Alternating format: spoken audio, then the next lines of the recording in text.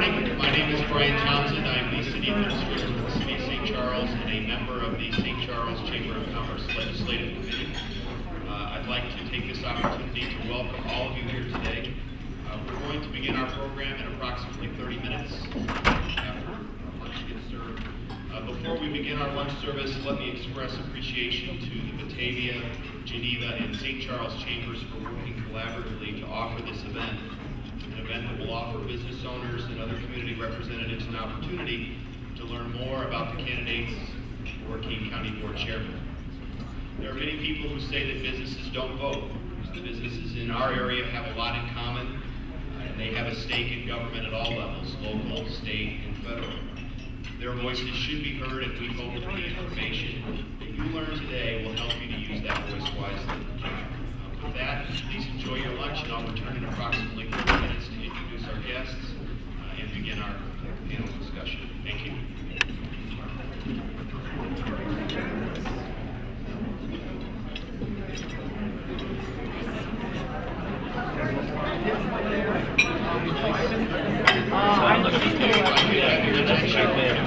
Begin today's program. Please continue to enjoy your lunch as we bring the panelists to the table. Today we are pleased to welcome the four individuals who hope to succeed Karen McConaughey as Kane County Board Chairman. There is no question that our region and our county face tremendous challenges. There are also tremendous opportunities. Today we hope to hear how these individuals can address the challenges and capitalize on the opportunities. Our guests today are Mayor Kevin Burns, Bill Sardo, Sue Klinkhammer, and Senator Chris Lawson. If they could all come and take their seats at the table, please, while I read your bios. Begin with Mayor Burns. Kevin Burns has held executive positions in the nonprofit world for more than 25 years, serving organizations such as the Muscular Dystrophy Association, Paramount Arts Center, U.S. Olympic Committee, Rush Compton Medical Center, Midwestern University, and Roosevelt University. Kevin has served in appointed and elected office in his hometown of Geneva for more than 40 years. His service includes the Geneva Library Board of Trustees, the Geneva Historic Preservation Commission, the Geneva Plan Commission, King County's Community Development Block Grant Committee, King County's Stormwater Management Committee, the Settlers Hill Redevelopment Task Force. He was also alderman of Geneva's first ward from 1997 to 2001, and has served as mayor of that community from 2001 until today. Kevin has lived in Geneva since 1974. He's a graduate of Geneva High School and alumnus of Augustana College. He has 3 daughters. Bill Sardo has served in various positions of leadership at both the local and state level for over 40 years. This includes the City of Elgin's Parks and Recreation Department, the Illinois Secretary of State's office, as an auditor in the Illinois State Comptroller's office for 28 years, and as village president or mayor of Carpentersville for 4 years. While president of Carpentersville, Bill was able to accomplish a great deal with a severely divided and at times hostile board. President Sardo has also served on the King County Community Development Block Grant Committee. Sue Klinkhammer was born and raised in Highland Park. She settled in St. Charles in 1975, where she and her husband Dan raised 2 children.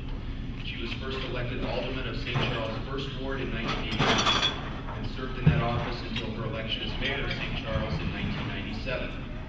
Sue served as mayor until 2005. From 2006 to 2008, Sue served as deputy director of the City of Chicago's Washington, D.C. Office of Intergovernmental Affairs. And in 2008, she became district director for Congressman Bill Foster, who was responsible for day-to-day operations of all 3 of his district offices.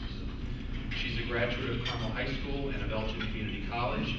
She also graduated from the Leadership Enhancement and Development Program at the University of Illinois and is a 2004 graduate of the Senior Executives in State and Local Government Program at Harvard University's John F. Kennedy School of Government.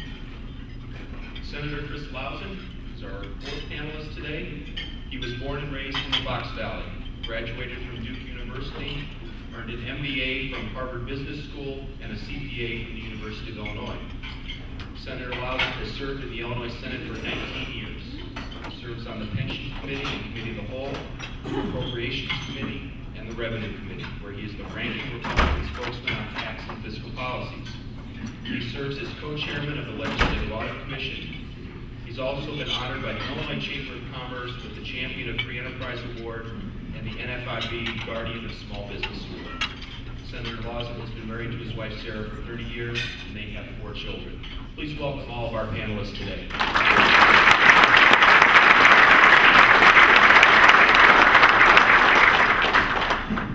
Let me give you a brief overview of our format for the forum today.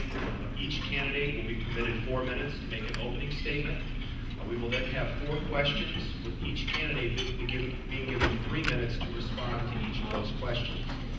We do have someone who's monitoring, manning a stopwatch and an indicator light to guide the candidates and inform them when their time is up. And if that doesn't work, the microphones are set to stop.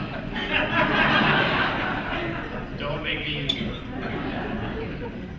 We conducted a random drawing to assign the order of responses today, and we will rotate that order for each of the questions. But before we get to the questions, we will begin with opening statements from each candidate. Mayor Burns, you may begin.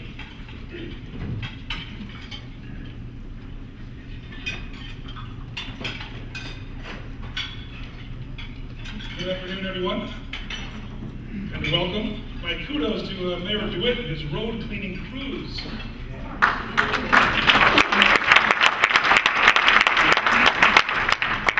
I was going to say I was late because of it, but no, actually, it's good. Well done. Well done indeed.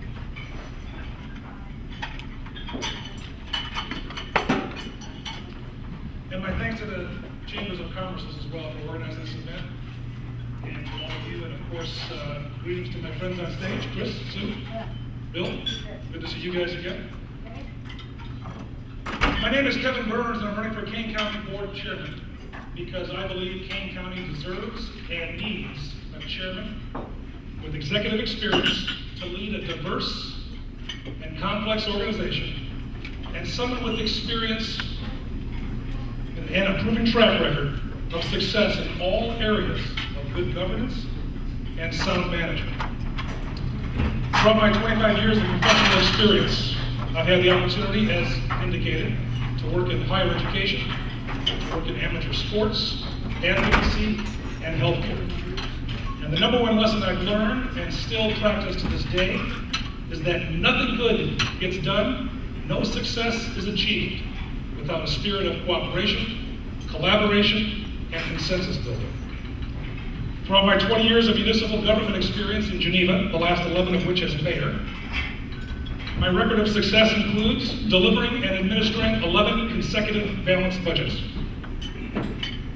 reducing and holding the line on taxes, streamlining government operations, attracting economic development, creating jobs, developing strong relationships with business and civic leaders at the local, regional, state, and federal level, and inspiring those who work in government to adopt and to advance a common vision of quality customer service. Now, by contrast, my opponent in the Republican primary has spent the last 20 years commuting to and from Springfield. Hard work, no question about it. He remains, as he always has, one voice out of hundreds. He has no experience in developing or administering budgets. He has no experience in leading a complex and diverse organization. He has no experience in stimulating or attracting economic development. He has no experience in creating jobs, no experience in streamlining government operations, and no experience in working in a cooperative and collaborative spirit to achieve results. My opponent and I disagree on how best to move Kane County forward. My opponent believes in arbitrary budgeting. I believe in fully vetting all programs and services and determining their effectiveness and return on investment. My opponent believes in freezing things in order to achieve temporary change. I believe we must ignite opportunities that will provide lasting change.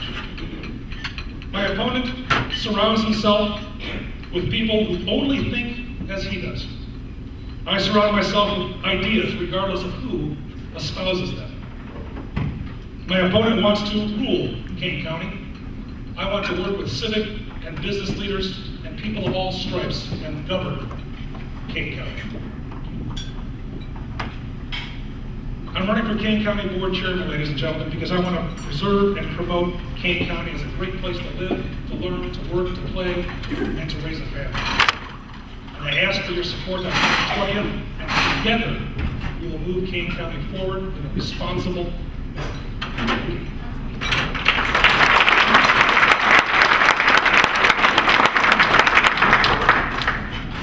On time, we're off to a good start. Mr. Sardo, if you'd the podium to make your opening statement, please.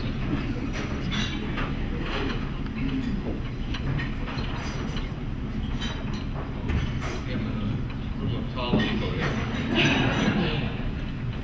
I am Bill Sardo. I am the former mayor of Carpentersville, Illinois. I served from 2005 to 2009. And Carpentersville, when I was elected, had some very, very serious financial problems. They were the only, by the way, I was working in the state utility office at that time. And they were the only community taxing body in the state of Illinois that had not had an opinion audit in 4 consecutive years. In fact, it's unusual not to get an opinion audit in 1 year, but they went 4 years without an opinion audit. So when I came into office, I set some priorities. And one of those priorities was to make sure that our finances were correctly deposited, identified. Those that know something about municipal government, I think Kevin and Sue might know about this, but there's certain sources of revenue that you bring into your village, or your city, or your town, and some of those are the water and sewer fund, which is called the enterprise fund. You also have the motor fuel tax fund, and you have your general fund, and sales tax, obviously, that also comes in. Well, Carpentersville had a very difficult time identifying where each of those funds actually were, because they had commingled all of that revenue together. So one of the top priorities was to, first of all, stabilize our staff, which had been was really a revolving door situation before I was elected. We were losing village managers, we were losing finance directors, people just were not staying in Carpentersville. So to have a stable, well-working government, you need stability with your staff.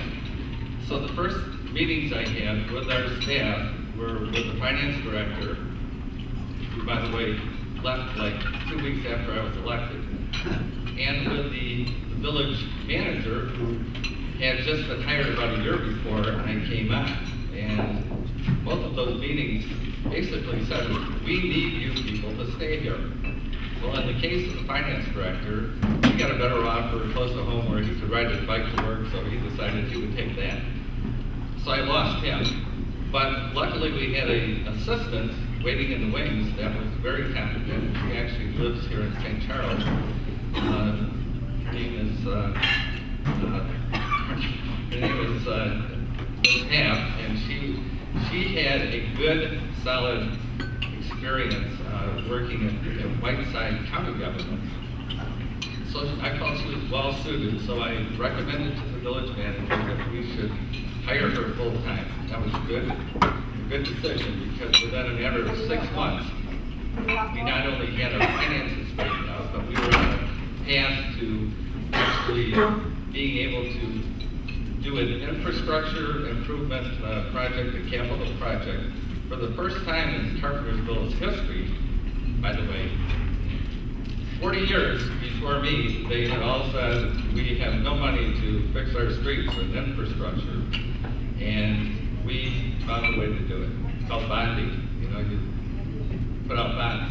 And it worked. And we have streets repaired down in this town, and things have greatly improved. And I might add, you know, with all of the infighting and friction that currently is on the county board, I'm no stranger to that, because when I was elected, I did not have a working majority on the village board. So much of the improvements that we went through, we did it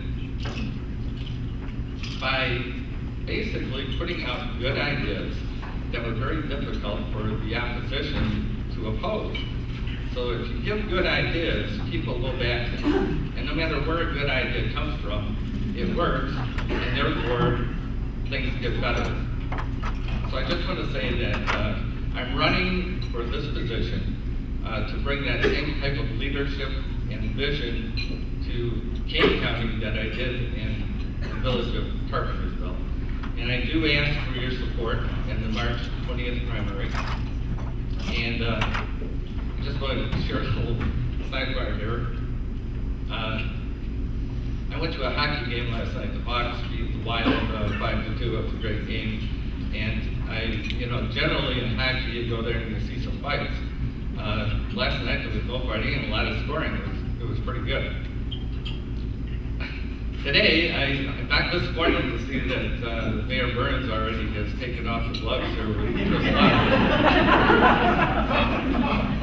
I think the sticks are on the ice, the gloves are on the ice, and I'm ready for a little battle here. So I hope I'm not disappointed. So welcome all of you. It's a pleasure to be here. Thank you.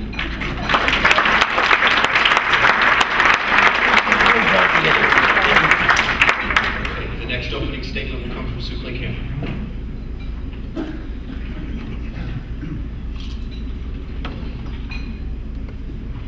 Bill, you might have had a hard city council. I just want to say I have the best city council in the world. Mr. Burns is still sitting right here.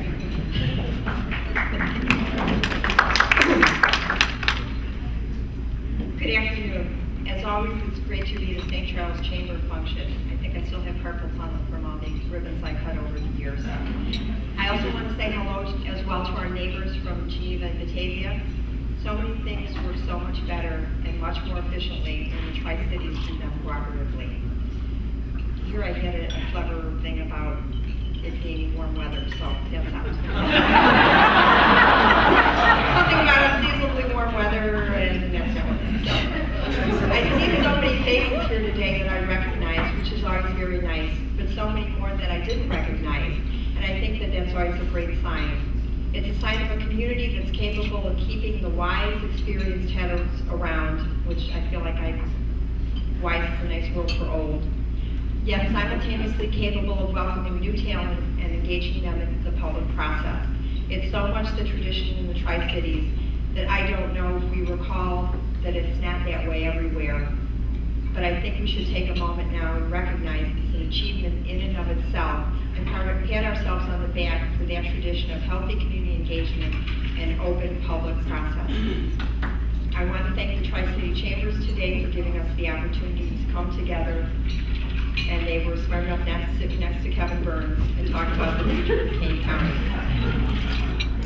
These are challenging times, but I don't think you needed me to tell you that. Like many of you, I pay taxes in St. Charles, in Kane County, and can see from my tax bill that I'm not experiencing a drop in my taxes to go along with the drop in my property value. You may have also noticed a similar trend. I also know that local governmental entities, our cities and our county, are just as strapped for cash as our residents and businesses.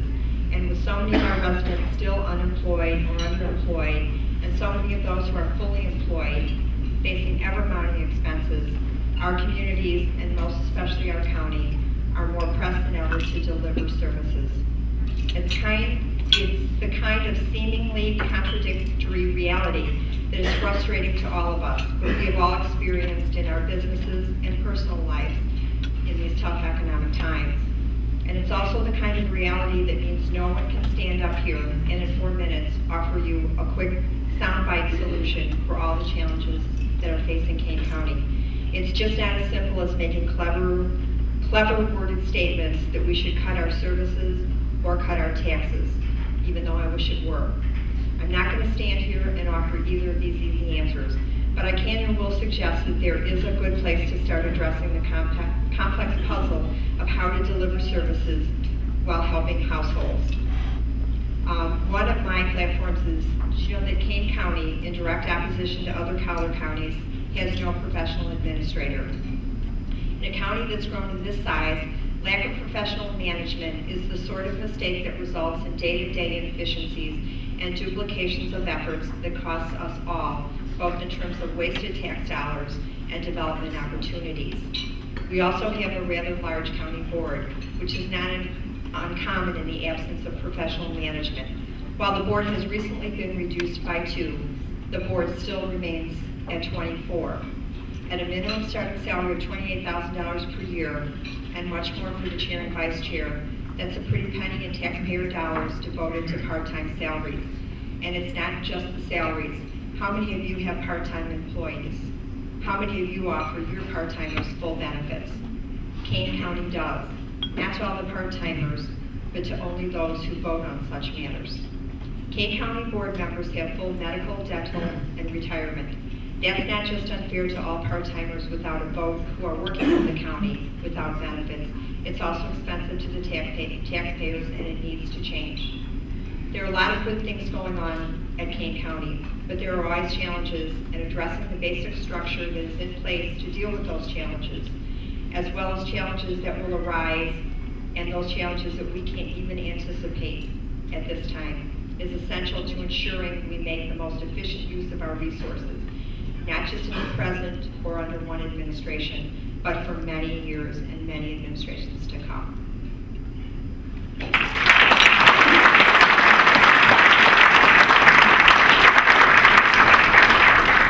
Senator Lawson, would you like to make an opening statement?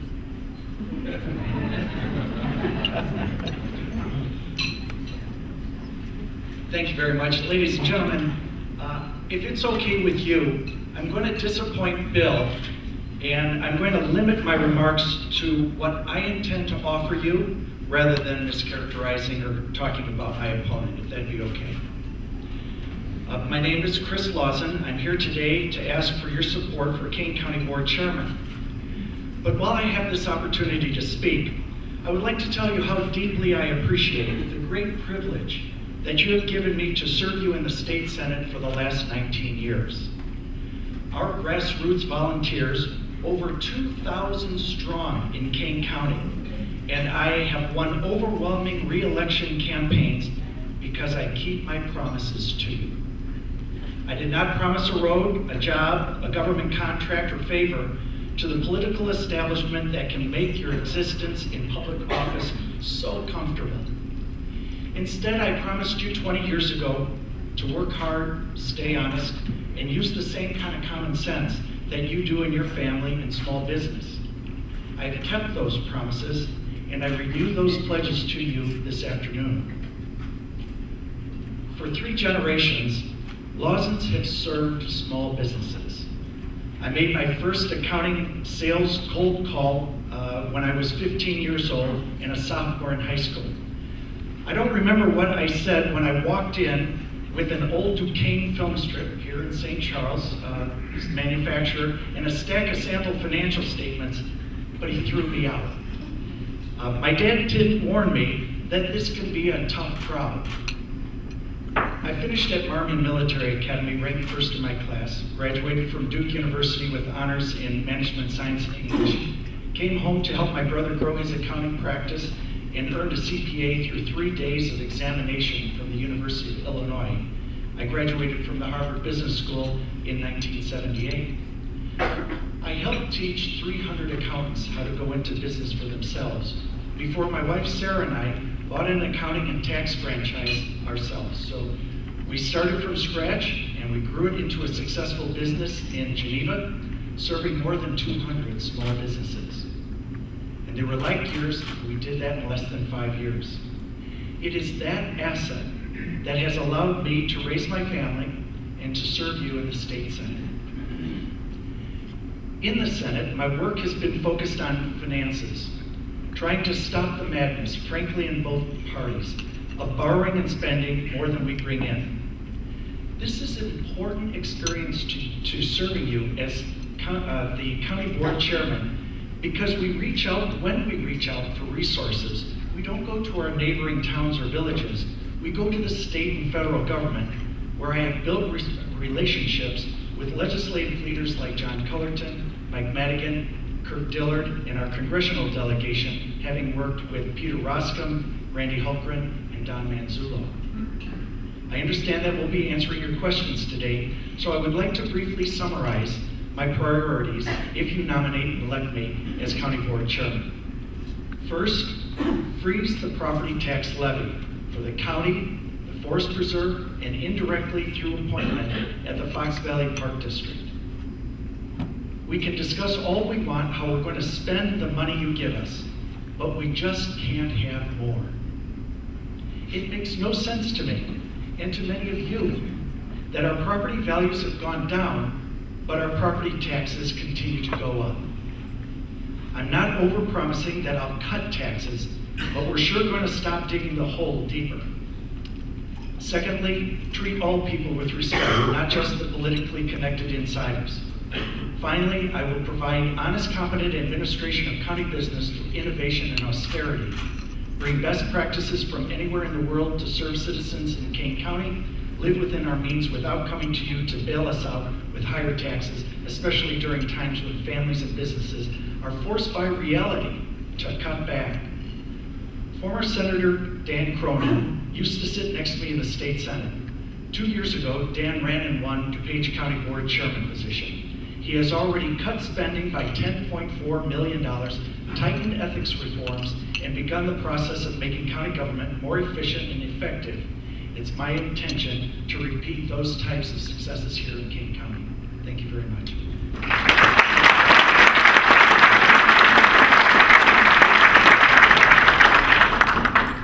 Okay, we're now going to move on to our questions. We have 4 questions that we're going to present today.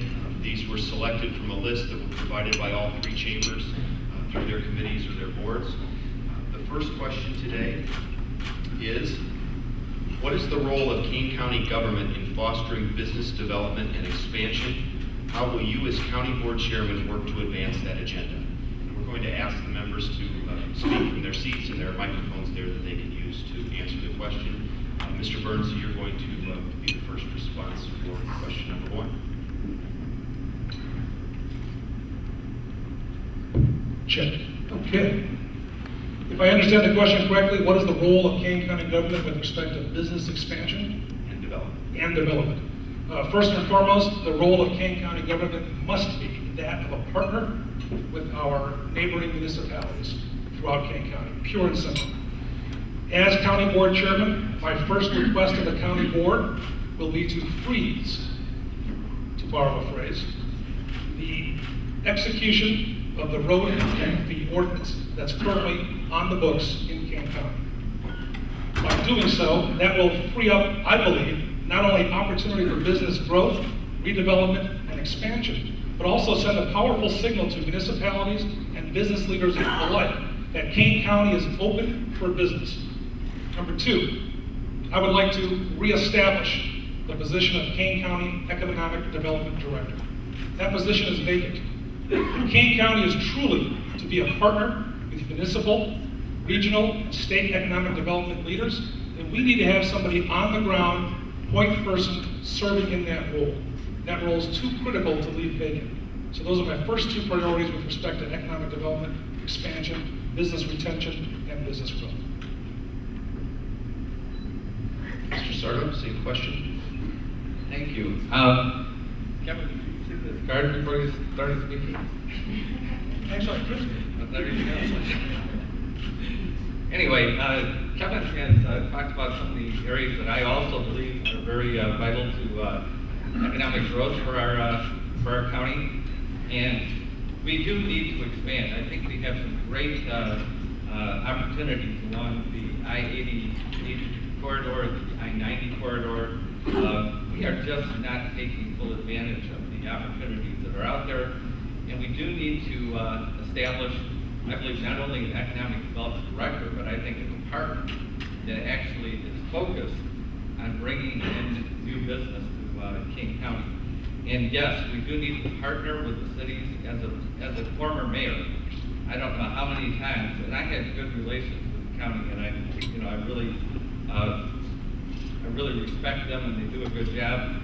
But I have to say this: some of these tax fees that are being charged really deter businesses from coming to our community, and we have to do something to look at that. Now, the old saying is you don't want to pass that on to all the voters of King County, but on the other hand, we have to to make this, we have to work on this as a team to make sure that we are really taking advantage and giving opportunities to businesses that want to come to Kane County. We have a beautiful county here.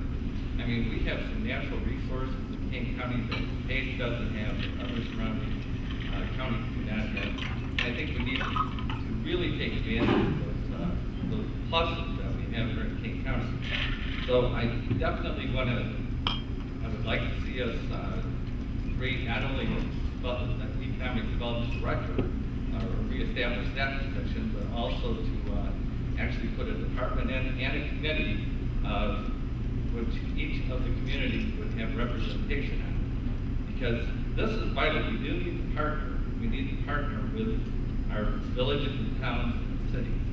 Most of these smaller towns and villages, frankly, they don't have the resources to actually go out there and promote themselves. So this is something that the county could really get more deeply involved in, and should and must, in my opinion, do to improve our economic condition here. And this would create more jobs in the community. And another thing that I would like to see happen is us do a private public partnership with the community colleges to help train our workforce. A well-trained workforce will also attract business to the community. So these are some things that I think we should be working on, and that's a real goal of mine when I become the chairman. Thank you. Ms. Clickhammer, your response to that question, please. Well, this kind of fits into my plug to hire an administrator. I think rather than starting an economic development department, if you had an administrator, you could keep economic development in the planning department where I think it was previously, and then an administrator would be in charge of that department. And again, to me, that takes a lot of politics out of it.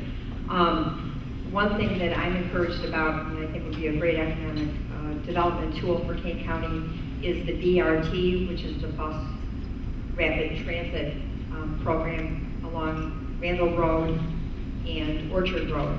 So it would go the whole length of Kane County.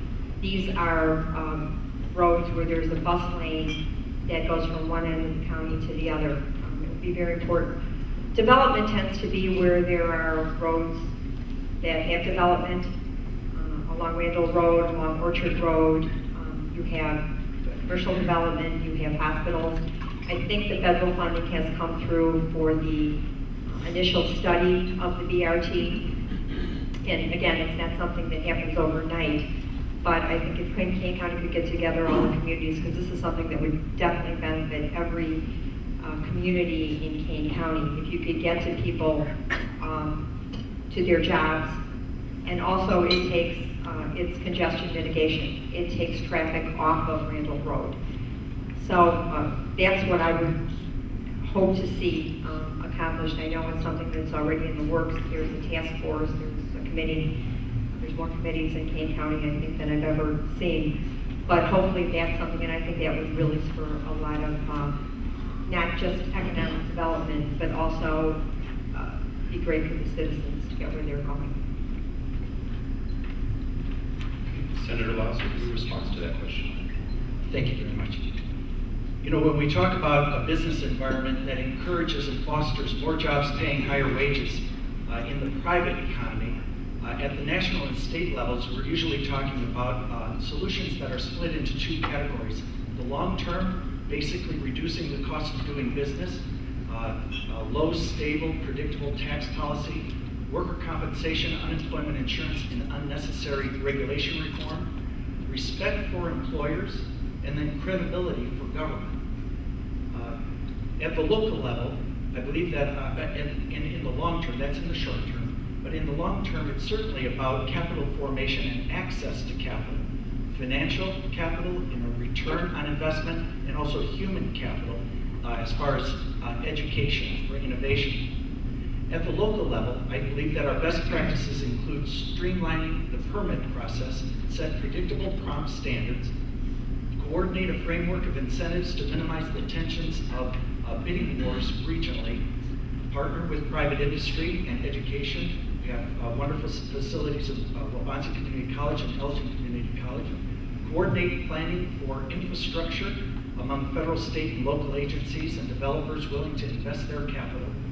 Similar to what the Lake County partners did in Lake County, we could have a Kane County partners with shovel-ready projects.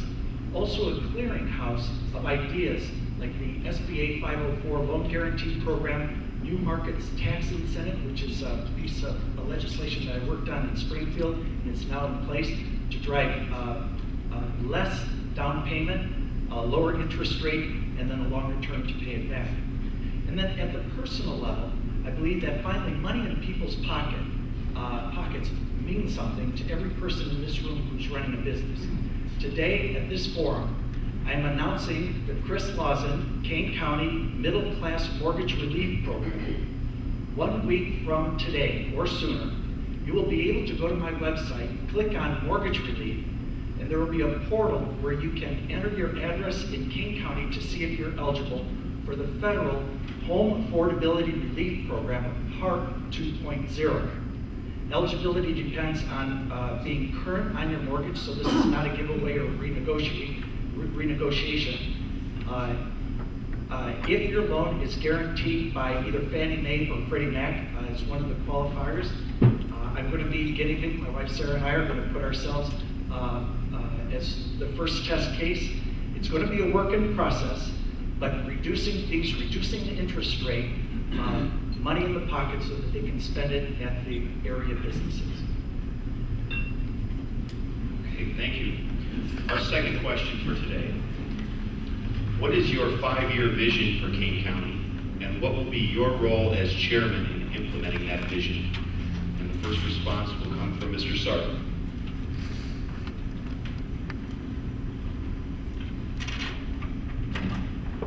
Well, to be honest with you, as a former mayor, I learned early on that adaptability is very important. Now, it is good to have long-term and long-range planning, but to be honest with you, the best laid plans sometimes get cast aside because of the fact that reality smacks up against them. But what I'd like to see to make sure that we continue to do is protect our drinking water supply. I think that's vital for a livable community. We need to also continue to have adequate open space in the community, and I think that the present board and past boards have done a good job in that regard. And economic development. Again, I think it's vital not only in the short-term plan but also in the long-term plan. So we really do need to focus on bringing new business into the county.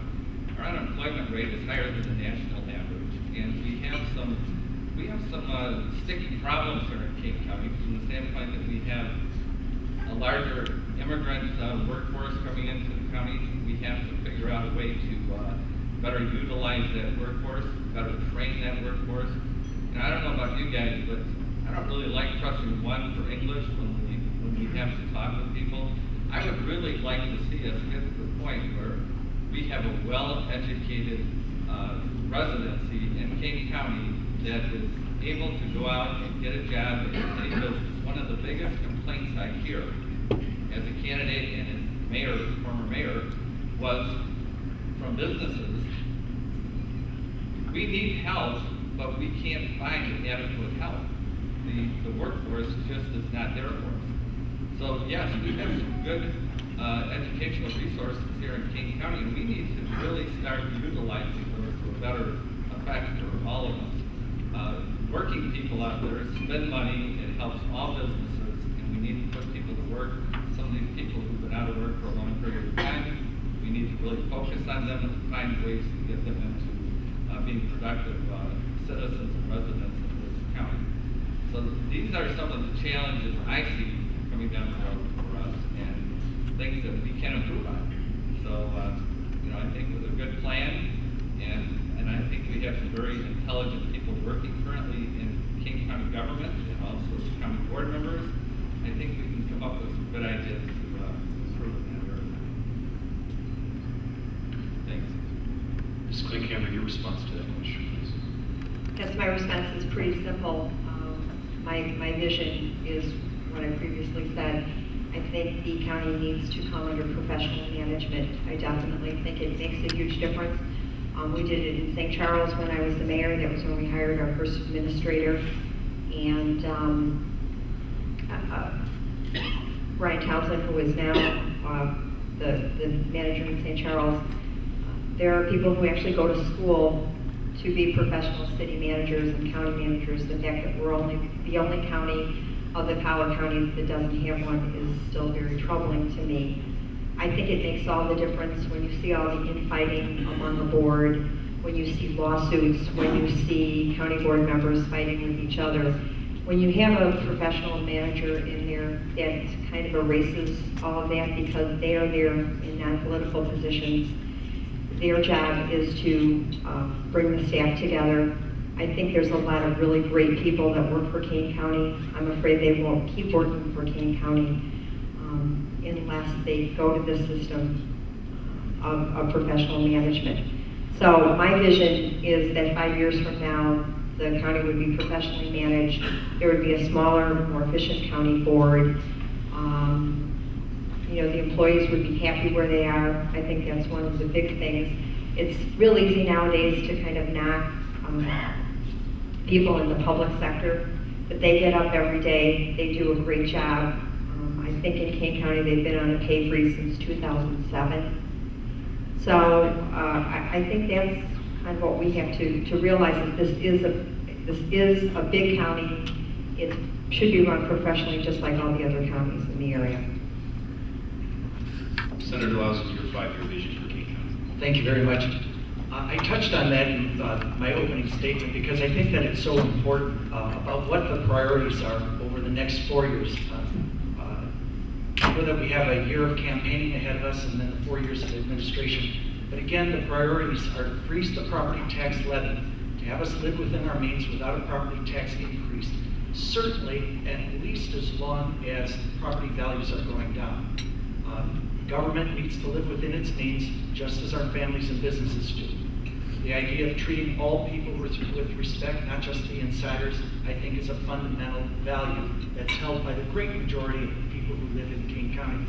And then finally, the honest, competent administration of the county business, I think, is naturally what any of our vision should include. And the only way to do that, I believe, is through innovation and austerity. I respectfully disagree with Ms. Klinghammer's idea about, and I don't mean to characterize it, but the idea of elected officials who are responsible to you, abdicating the responsibility of running the government. I don't want to put another layer of costly administration, as good as these people are, in between government and the people and the staff. On Tuesday, January 17th, I'm going to be holding a press conference to discuss transparency and ethics reform. Again, I think that it's part of any 5-year vision. Peter Fitz, former U.S. Senator and a person who I've served with in the state Senate for 6 years, Peter Fitzgerald is going to be sending a letter in support. And then Adam Andrzejewski, who has led a crusade through the state of Illinois to open the books, to get everything out there on top of the table so that people can examine and hold elected officials accountable. I think that that is very important. I believe that we should set the standard in the state as far as transparency and ethics reform. My vision for the next 5 years for Kane County is more empowerment for individual people, more prosperity, and then a smaller, more efficient county government. Okay. Mr. Burns, your 5-year vision for Kane County. Thank you. It's pretty simple, really, and I'm going to use a couple programs and policies that are currently being debated. First and foremost is the adoption and begin the implementation of the county's 2040 land use plan. If you're not familiar with this document, this is primarily an organic document and an evolving document that talks about what the county is going to look like in 2040. Our current population is approximately 515,000. It's estimated our population will grow to approximately 800,000 in the next couple of decades. We best be prepared for that growth. In keeping with that theme, we need to preserve the three key elements of Kane County: the urban, the suburban, and the agricultural. I think we're all big fans of the Farmland Preservation Program, the program that helps farmland stay in production throughout Kane County, that helps preserve a key element of Kane County that makes this community so special. Third, I want to see the old Kane County Adult Correctional Center on Fabian Parkway redeveloped. That is some 27 acres of land that has been, for all practical purposes, an albatross to most of us. It is underutilized, it's underappreciated. By working with private entities, by working with neighboring communities, my vision, and a vision that soon will be shared to the entire Kane County Board, is to redevelop that site to take, well, I should say, to gain attraction of national events, to make it a more appealing and appropriate site in central Kane County, and quite frankly, to complement what's already happening in the Tri-Cities. In addition, public safety has not yet been mentioned here. First and foremost is public safety. If in 5 years, Kane County does not have, as it currently does, the same level of public safety, we're all in trouble. I want to make certain that we work with the new sheriff, whoever that is, to ensure that our public safety remains as high. We all read reports lately that crime has dropped some 25% in Kane County in recent years. That's good news. Let's stay on that trend. So in 5 years, a lot can be done.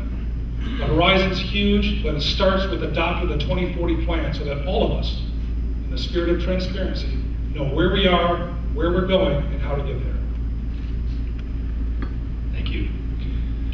The third question for today. The chairman must be able to work with elected officials who represent both parties of government. What is your past experience in this regard, and how can you bring members of the Kane County Board together to achieve what is best for the residents and businesses of Kane County? And Ms. Klinkhammer, you have the first response to this question. I said that the hardest part for running for this office is the fact that I have to run with a party. Everything I've done in politics the last couple decades has always been in a nonpartisan way. The fact that the three of us are mayors, we operate in nonpartisan elections, and I think we've all worked that way. All three of us done that. When I went to Washington, D.C., I worked for Mayor Daley in the City of Chicago office. That was also nonpartisan. I was the liaison to Congress and to the White House. At that time, there was a Republican in the White House. I like to say that Mayor Daley probably got along better with Republicans than he did with any of the Democrats. But I was working on both sides of the aisle, had some great experiences. And then when I came back and worked for Congressman Bill Foster, even though he was a Democrat, what a lot of people didn't realize is that our office was nonpartisan. We worked for everybody in the 14th Congressional District. So if anybody came with any problem, any issue, it didn't matter what party. People would call and say, well, I'm a Republican, I'm not a Democrat. And I go, it doesn't matter, we serve everybody. If you're interested in getting a yard sign for a campaign, that's the campaign office, that's partisan. So I've always come from a place of nonpartisan. And I think if you can't work with people on the other side of where you are, it's never going to work. I've always prided myself on being able to bring people together, to bring parties together, and get the job done. And so I think I'm highly qualified when we talk about somebody being nonpartisan. Thank you. Mr. Lawson, your response to that question. Thank you very much. For the last 20 years, I've built a solid reputation on both sides of the aisle for being well prepared, doing my best to stick with the facts, and working hard and being devoted to the welfare of the constituents who I serve. Evidence of that is on the Republican side, winning re-elections in primaries by overwhelming margins. Mike Madigan, Speaker of the Illinois House, returns my calls personally. I have a cell number for John Cullerton, and we talk on a very friendly basis periodically. I believe that there are hundreds of thousands. This is a very important piece. You know, Springfield and Washington have become these sparring grounds or these death matches between the parties, and it absolutely makes no sense, and you know that it hurts the country. I believe that there are hundreds of thousands of families whose lives are ennobled by the sacrifice and service of members of the American Armed Forces. Just last weekend, the Patterson family, both parents are Navy veterans, lost their 20-year-old son, 20 years old, who was killed in action in Afghanistan. As a proud parent of 2 active serving military, I deeply value and honor what that family is going through. Now, I don't think that we really need to have to be reminded that these good people, both soldiers and families, do not offer their most precious love of country to see political insiders carve up their government to enrich themselves and to play petty party politics. So I think independence from both party leadership is very essential. I've done my best to demonstrate that on both sides of the aisle for the 20 years that I've been. Thanks. Mayor Burns, your ideas about what you can do to bring parties together for the benefit of Kane County. Thank you very much. Interesting statistic, the vast majority of Kane County voters are actually independent voters. To the points made earlier. At the end of the day, the issue is, do the trains run on time? Are the potholes fixed? Is electricity running? Is the snow plowed, etc.? Whether there's a Republican or a Democrat calling the shots, for the most part, probably doesn't matter until you start really delving into maybe some financial issues and what have you. But the fact of the matter is, if you take care of people, everything else takes care of itself. I spoke about this in my opening remarks. The reality is, we all live in a county that we love. We all live in communities that we love. Your expectation is that whoever is elected chairman, do the job. Don't isolate those who might be part of a different party simply because it satisfies your own needs. And or don't share information with only members of your respective party simply because it buttresses your own position within that party. Again, take care of people and everything else takes care of itself. The mayor's position is a non-partisan position. To Mayor Klinkhammer's point, when people call, you don't first ask them. And I'm certain that the senator and Mayor Sardo did the same thing. You don't care which stripes they wear. You try to solve the problem. The issue is, who has developed sustained working relationships with people? Not who has each other's cell phones, but who has the relationship to actually get things done. We have absolutely no room, and I trust all of you will agree, we have absolutely no patience for do it my way or take the highway type of administration. This is an administrative post we're all applying for, pure and simple. When elected, my job is to work with the 24 county board members. Whether they have a D or an R before their name is inconsequential. And it's called leadership. You know, that's what is required. You know, you don't have to all get along. You don't have to all go out and, socialize with each other after the board meetings and be pals. But what we all have to do is be responsible elected officials and care about the people that we represent. That's what counts. And sometimes you have to cajole, sometimes you have to twist some arms, sometimes you have to embarrass some people to do the right things, but that's called leadership. You have to do what's necessary to get the things done that needs to get done. And I have a long history and record of doing just that. I don't shy away from political battles. I welcome them, actually. I'm not running for this position because I think it's going to be easy. I'm running for this because it is a challenge and it is difficult. And this is what we all should be doing in our life. I know you as business people, you know, face challenges every day. You might have people inside your own organizations that don't agree with you. But you know what? You find ways to make it work. And that's what it's all about. It's finding ways to make it work. And sometimes you have to do whatever it takes to do that. But for the good of the people, that's what leadership is all about. And that's what my history as an elected official was all about in Carpenterville. We did things in Carpenterville that had never been done before. And I did it with a board that was basically a non board. And when you talk about a nonpartisan position, the mayor's position, well, that sounds good, but the truth is there's politics that's played in every elected official, in every elected position. I mean, it's just the way it is. There is going to be politics. But you deal with the politics.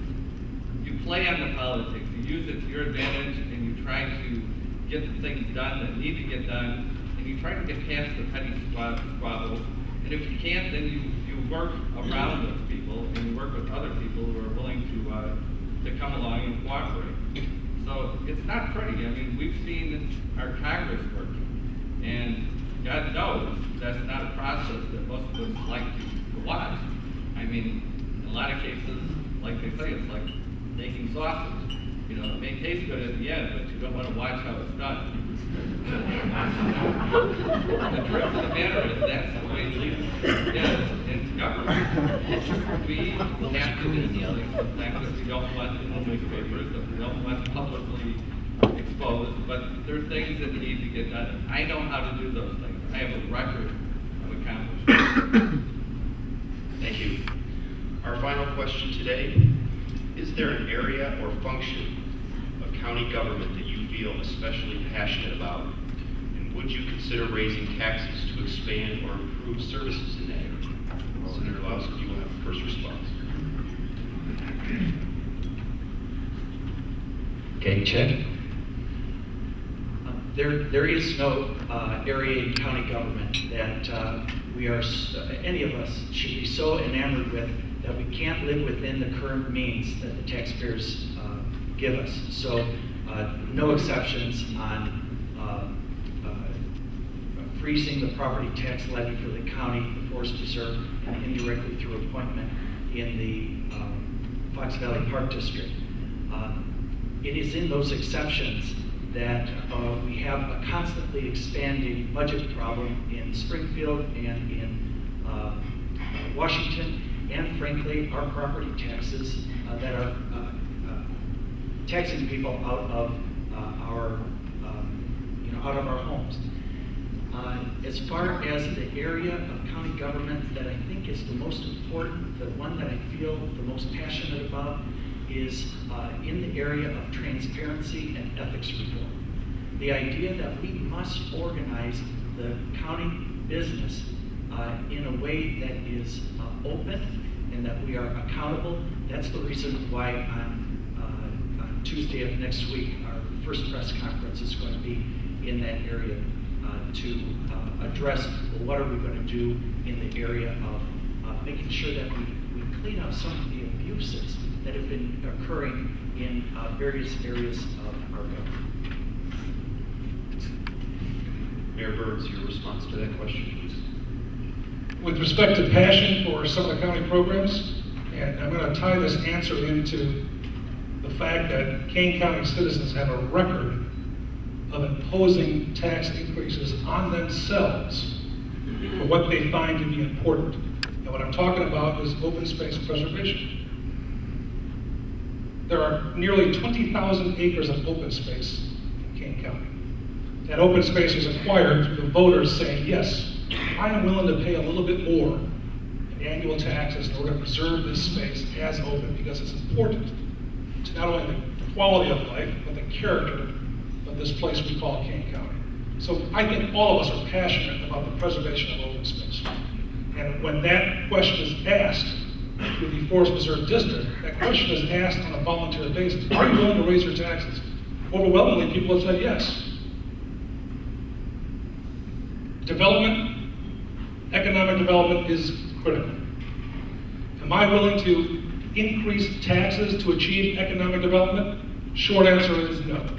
Am I willing to use the resources we have on hand in order to incent economic development? Absolutely.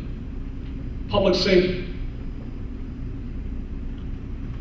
Again, without public safety, the county is nothing.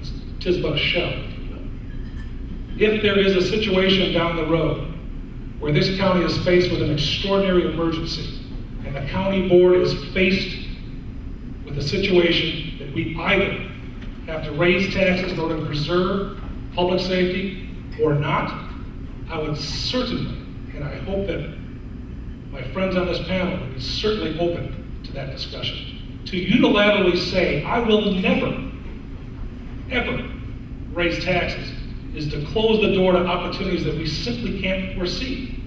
And if the citizens have already proven that they're willing to raise their own taxes voluntarily for what they feel is important, then perhaps the chair, or whoever the next chair is, should first listen to the citizens before ruling out any and all opportunities. Mr. Sardo, your response to that question? First of all, we've heard about increasing taxes, we've heard about raising taxes. I'm here to tell you we need to lower taxes.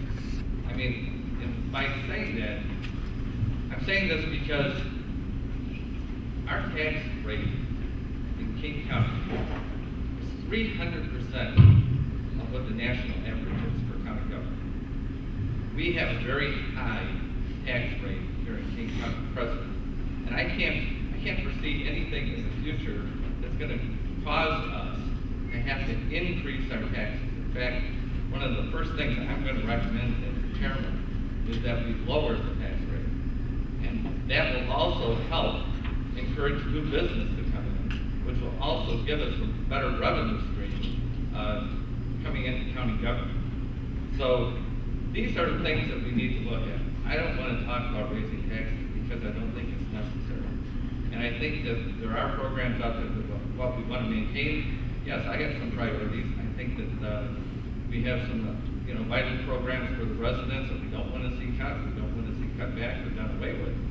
And I think it's really wrong-headed where we're talking about the health department, we're going private. What do we see when we see privatization? We see increases in the fees and the services are not as good. Take a look at the city of Chicago's parking situation. Anybody who doesn't believe that privatization is folly, we need to work within the means of the government. Government is very efficient, contrary to what some people believe. They do things very efficiently, actually more efficiently than private sectors do. Look at the Skyway. What happened when the Skyway went up and privatized? What happened to the tolls on those? Shot through the roof. We need to maintain the services we have. I think we have the tax base there, and I think we can actually reduce the tax base and still maintain the services. That's my position. Thank you. Ms. Clickhammer, your response to that question, please. I agree with Kevin that I don't think you can ever close yourself off to a tax increase. I don't have a lot of respect for people who come out and say, I will never do anything. Because a lot of times you can't deliver on their promise, and emergencies do come up. One of the things that I'm passionate about is transportation issues, transportation projects. Currently, the county has a bridge fund, which they use to, I think that was in part to fund the Stearns Road corridor. There's also another bridge that's needed desperately up north. Right, were you on that side of the the Long Meadow Parkway? Actually, we need bridges, but I don't think that's Right. Okay. Well, I think that's as desperate a situation as we had down in this area.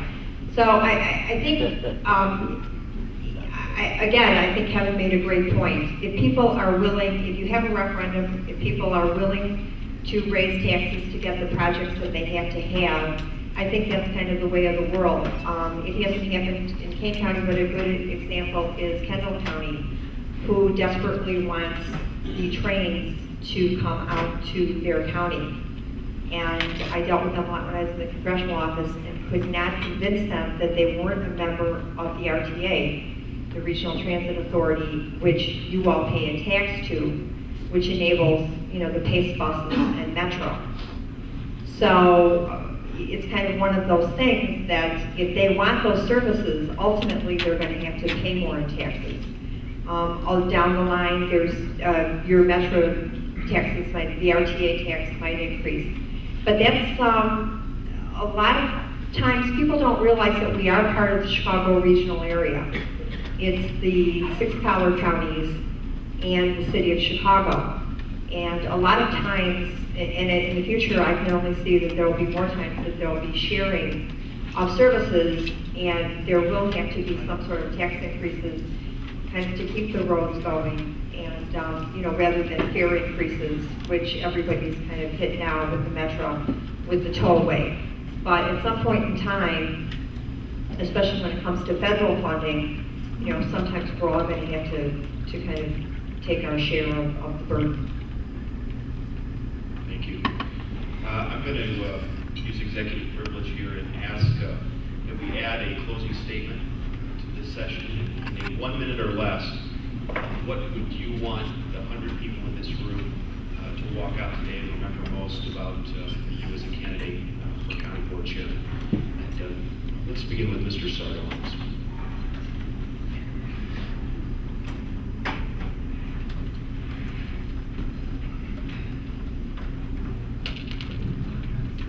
Well, I'd like you to remember my name.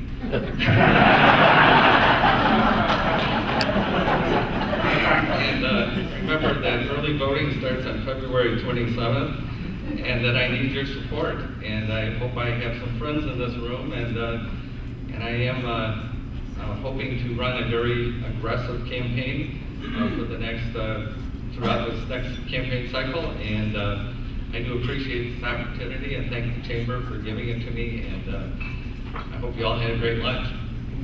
Thank you.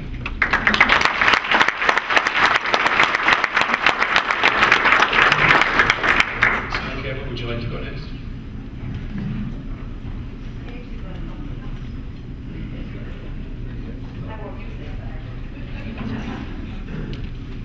All right, in the spirit of nonpartisanship, you do have to remember that I am running as a Democrat. So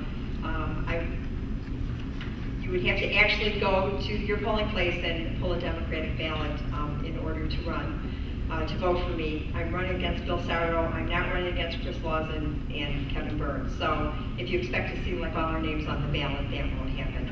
I also want to thank the Chamber. This is the first event. When Scott first called me about it and said it was January 13th, and I'm like, the election's not until like the end of March, but it was great. Thank you. Thanks to the committee. I know this was a big undertaking to get the 4 of us here together, and so I want to thank. It's great to see all my old friends again and some new friends at the same time. Thanks.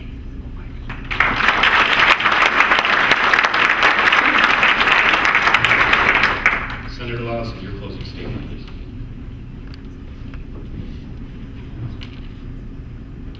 Thank you very much for your time and attention.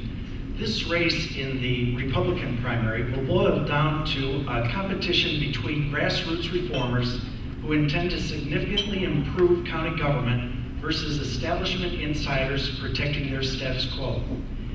If you compare political campaign contributions into the county board chairman's office against county contracts and other business over the last 6 to 8 years, there is way too cozy of a correlation between pay and play in a decision-making role.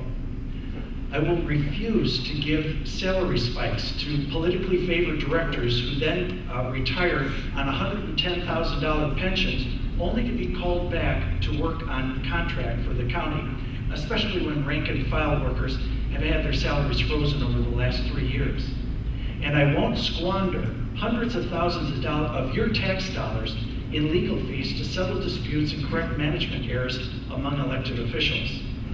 Finally, I ask that you pull out actual resumes for the candidates whom you are interviewing to hire to manage a $250 million operation, line those resumes up side by side, our academic training and achievement, our proven professional accomplishments, not just what we say about ourselves, and how our experience over the last 10 to 20 years can help you and your family. Thank you very much.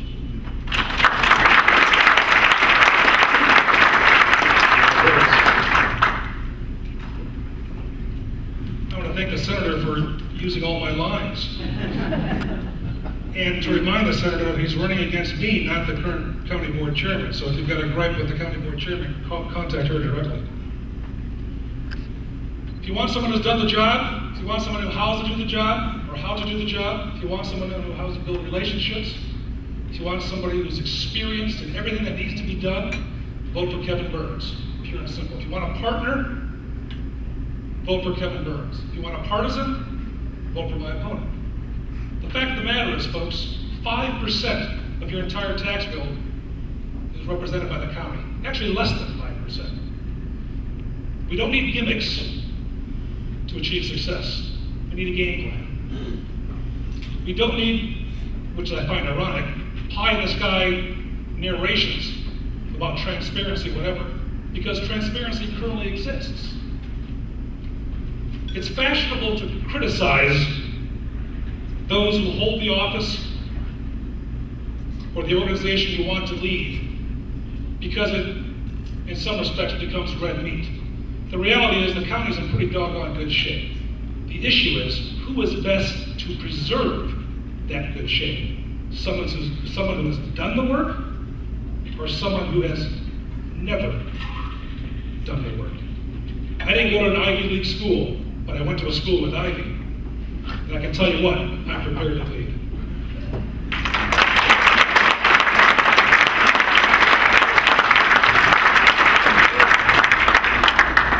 On behalf of all three chambers, I'd like to thank all of you for coming today. Let's give them all another round of